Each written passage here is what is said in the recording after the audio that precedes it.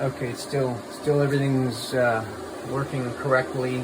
All solar panels sending their power to these inverters. No alarms as of right now, but in reading the email, I see that you want pictures of the main panel, sub-panels, AC input, which there is none. I have no AC inputs on either inverter because I am 100% off grid.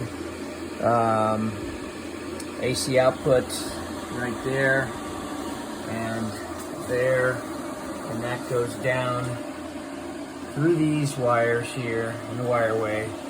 Runs continuously all over to here to the two breakers.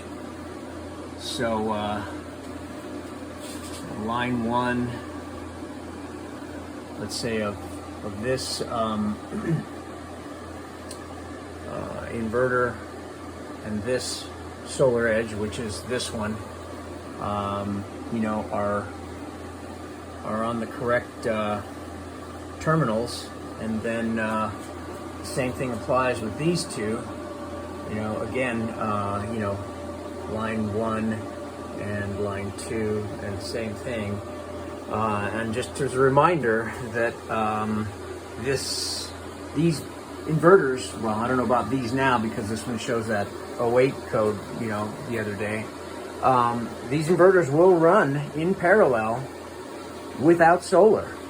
So I can't see how the wiring could be wrong if they run in parallel without a problem when they're not taking in any solar.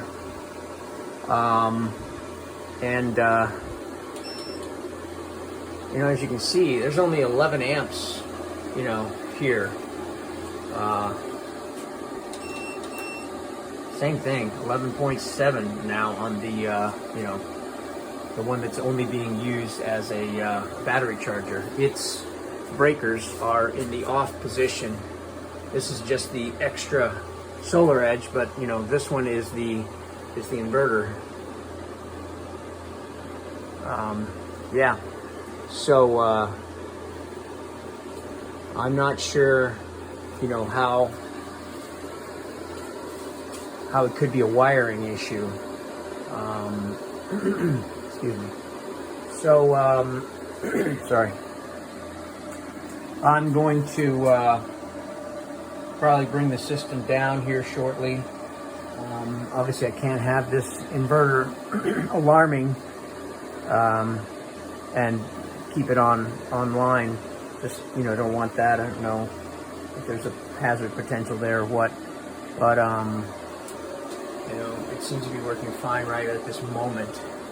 Batteries, how they're connected is, you know, as per the instructions on how to, you know, assemble this thing. And then I measured the battery cable, the longest one from here, which would be the negative one from here, you know, all the way over. It comes out actually underneath here. I locked my cabinet. Let's see here. There. They come out right there, and two negatives, two positives, and they're the exact same length. I just took the longest one that needed to run, and I made sure that the positive cable was the same exact length as the negative cable. Two of them, I should say. So I got one going, you know, one set going here, and the other set going here.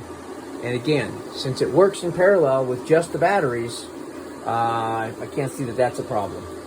So I will, we're up to 12 amps coming in, pretty close to the same here. I'm kind of baffled.